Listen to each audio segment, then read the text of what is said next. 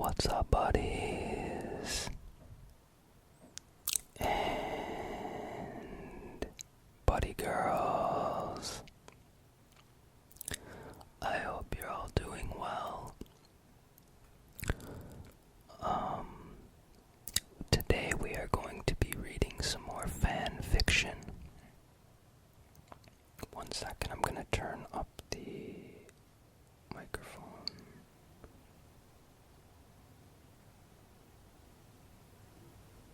Just a little bit. There we go. We're gonna be reading Clarity of Vision, Chapter 5.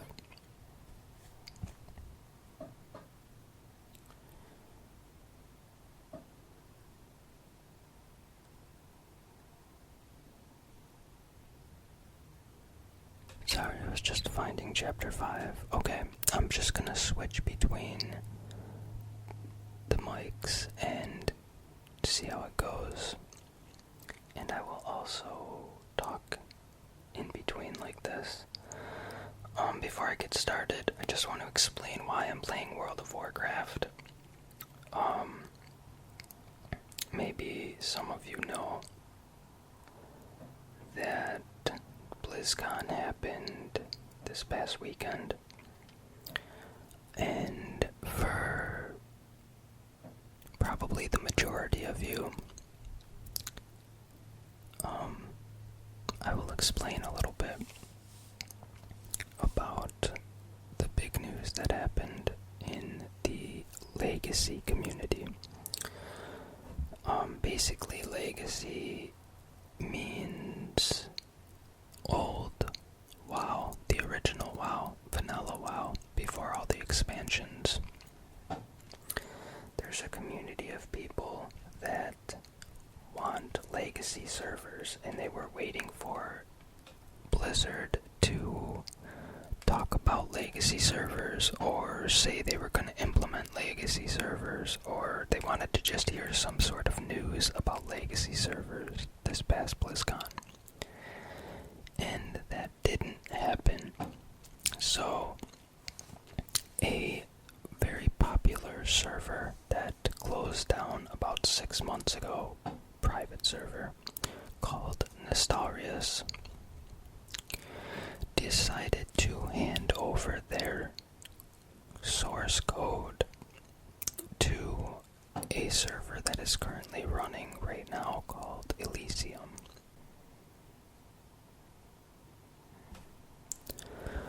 Sorry, I don't really know where I left off. There was a bunch of noise, so I had to edit it out.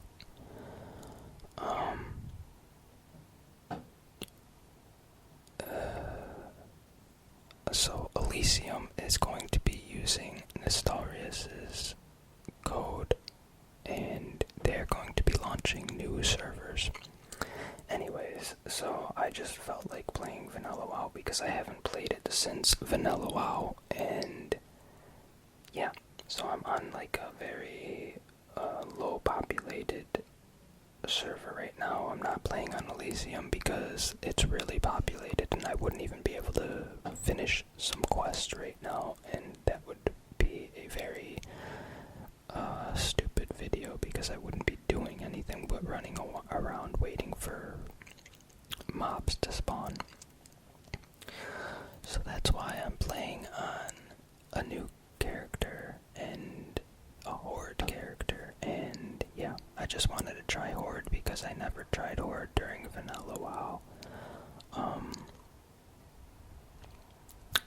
And I just wanted to explain that before I started, because there might be some subscribers or viewers who are interested in actually wanted to play the original WoW, how it used to be. So just Google Elysium Vanilla WoW, and you can find it pretty easy. You can't get banned for playing on a vanilla server. You can't get banned from Blizzard. Like, even if you play on the current WoW servers, like on Blizzard servers, because I do, and you can't get banned for that, so don't worry. Anyways, let's get started.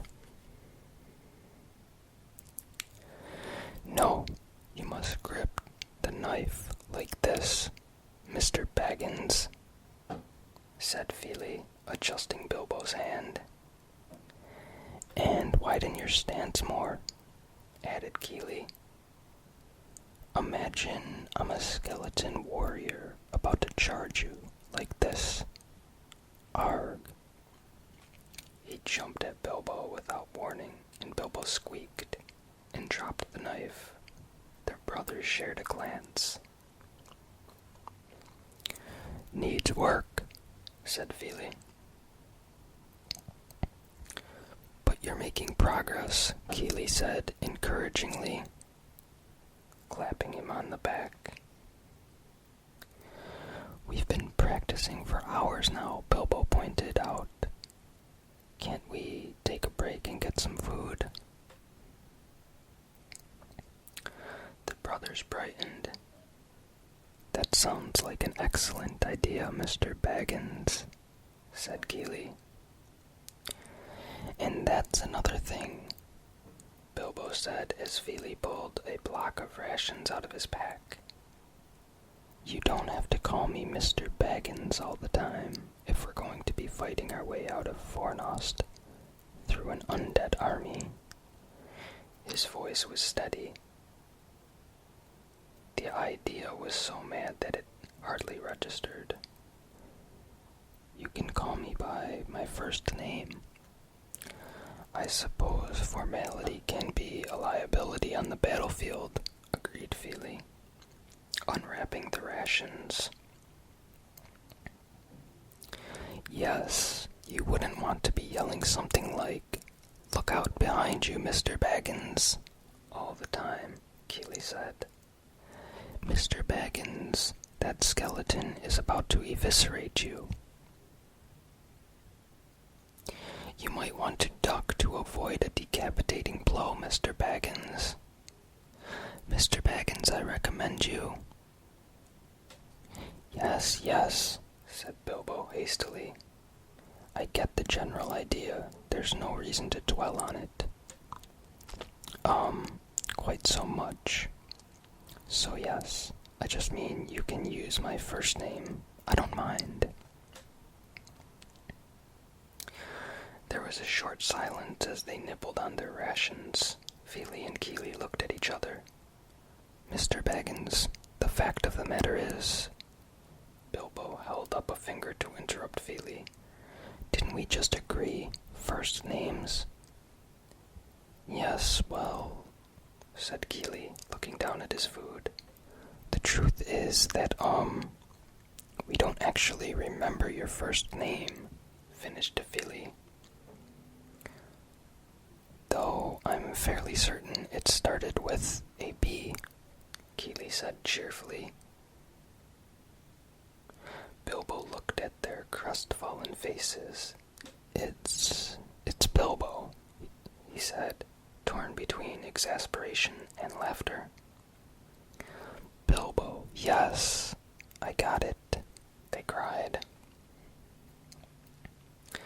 The rations finished. Bilbo picked up the little box that had once held his spun sugar animals and shook it gently. It rattled slightly. I think there may be some dessert, he said, opening it and fishing out a few fragments. The brothers looked guilty. We feel so badly that you gave up your birthday party sweets to help us, said Keely. Bilbo shrugged, looking at the shards of sugar in the box. It seems pretty unlikely I'm going to get home in time for my birthday now, he said. And it would be a shame not to eat this, especially if we're going to be eviscerated by skeletons, he added, handing bits to the brothers as they ate. Bilbo patted his back to reassure himself. He still had his lemon drops after all, and his butterscotch biscuits, and the viola tea. Things weren't so grave. If they managed to get away from Fornost in one piece, he might even still make it home for his birthday after all. Feely and Keely were sparring in the entrance hall when Balin and Dwalin came in through the north archway, their arms loaded with books. "Oof," grumbled Dwalin, dropping them onto the table. Dust rose up from them in a cloud. He beckoned to Bilbo. "Lad, go find Thorin and tell him we've got some books written in one of them Elvish languages. He needs to look at it." "We'll go," chorused Keely and Feely, but Dwalin shook his head. "You'll get distracted and lost, and I won't see you for hours. I'm sending the halfling."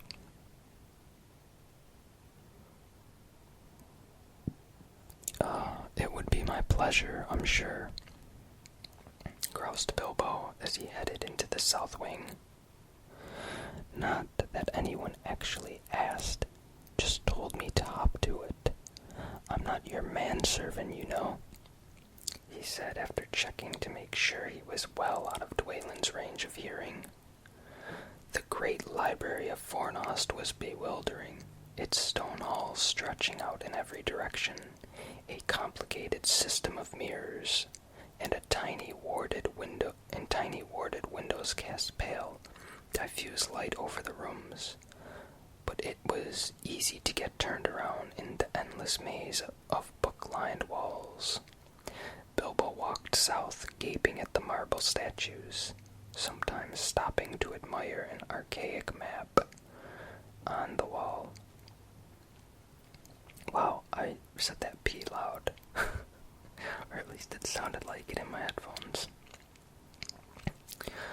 Until he spotted yellow torchlight rather than the dim glow of the library's lighting.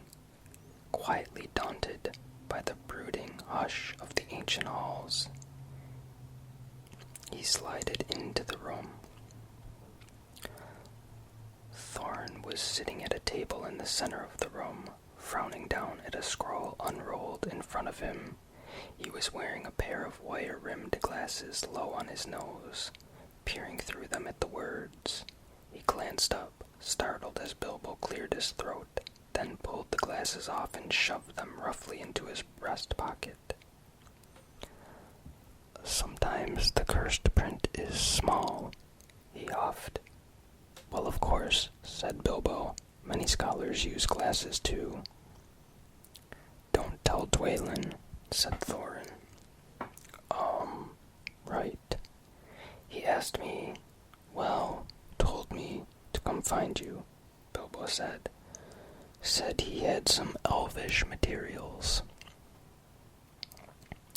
Thorin rubbed at his eyes as if they pained him.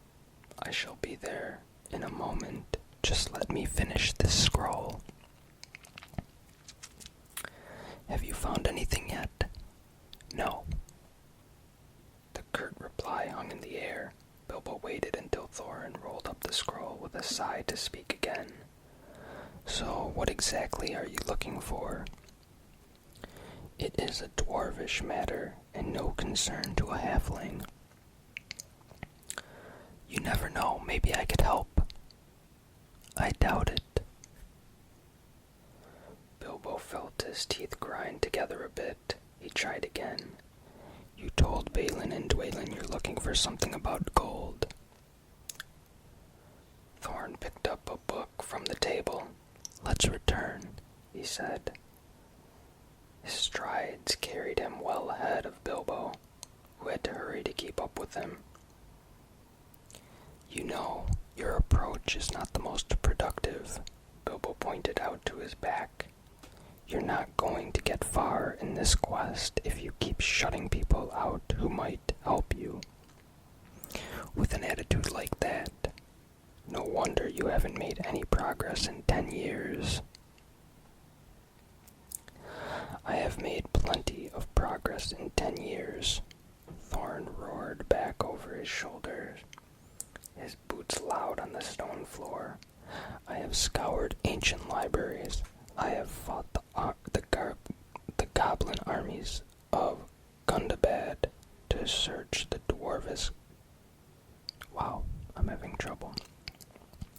To search the dwarvish chronicles hidden deep in that holy mountain. I have hunted wargs across the plains of Angmar in search of clues. I have seen and done more than you can possibly comprehend for my king. Hobbit. And what progress have you made, huh? For all your scouring and slaying and hunting, what do you know now that you didn't know before? Thorin burst into the entrance hall, growling something under his breath, and the other dwarfs looked up in surprise. He rounded on Bilbo.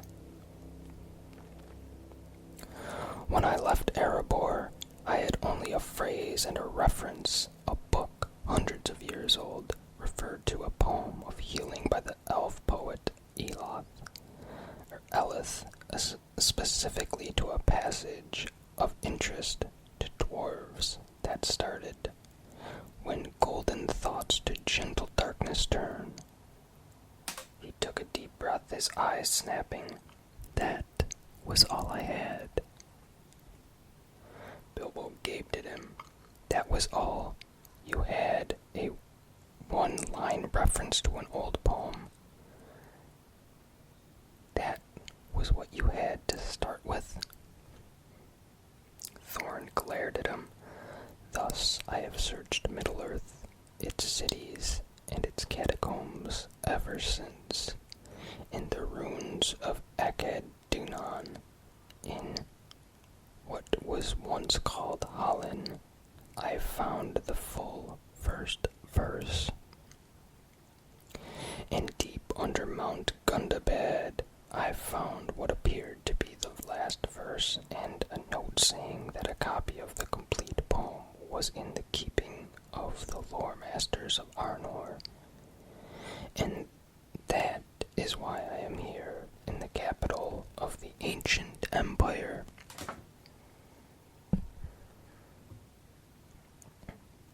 Uncle Thorin, you found more of the verse. You didn't tell us that. Thorin looked up from Bilbo to Fili and Kili, staring at him in eager anticipation. He cleared his throat. Yes. Well, they were in Sindarin, so it took me a while to puzzle them out. The brothers nodded and waited. Aren't you going to tell us what they said? Fili said eventually. You might as well, lad, said Balin. If something happens to us, they're going to be the ones to carry on your quest. Thorin looked slightly dubious at the idea of Kili and Fili continuing his mission, but he said, Very well, then. The first verse translated from Sindarin into Westron goes like this. He closed his eyes and nodded slightly, then recited in a clear sing-song bass. When golden thoughts to gentle darkness turn, and shadows form within the gilded heart, then shall the fevered man no longer burn, and Durin's scourge shall finally depart. Fili and Kili nodded. I see, said Fili. Of course, said Kili. They kept nodding, looking thoughtfully. What does it mean? Asked Bilbo. No idea, the brothers said in unison. Fili grimaced. What does it mean, Uncle Thorin? I'm not sure, Thorin admitted. Durin's scourge is clearly the name of a curse. He paused and looked quickly at Bilbo, then continued. The dragon sickness. The mind fever is an effect of the illness. But the first two lines, Bilbo looked from face to face, golden thoughts turning to darkness. A shadowed heart. It sounds kind of like dying, said Keeley. Thorin looked exasperated. Yes, the poem is saying that dying will cure the dragon sickness. That seems very likely. You're being sarcastic again, aren't you? Keeley asked nervously. Yes. Balin cut into the conversation. Thorin thinks it's possible the first two lines refer to an item made of gold, something old that has been allowed to tarnish. Gold doesn't tarnish, said Bilbo. It can, when part of it is in alloy, said Thorin, with an annoyed look. Do not presume to lecture dwarves about the properties of metals. And you said you found a last verse under Mount Gundabad, said Fili. Thorin shrugged. It was less useful, just a summary. He cleared his throat and recited once more. And when at last you see your treasure true, if sacrifice and love can fill your soul, the dragon's curse shall lose its hold on you, and clarity of vision make you whole.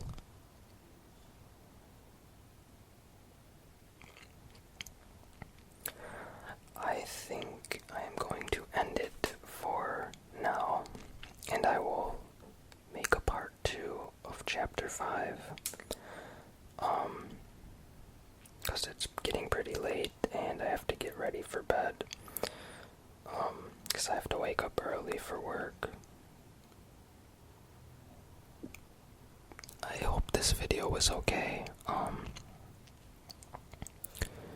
Sometimes it sounds weird in my headphones, like maybe it's too loud, so if it's too loud, let me know. If it's good, also let me know. I think my battery's dying. These batteries run out so quick, I gotta try lithium batteries. When I use these two mics, hopefully they'll last a little longer. Anyways, good night, guys. Hit that like button, please. Please, please, please, if you enjoyed this, hit that like button. And I will see you again Wednesday. Good night.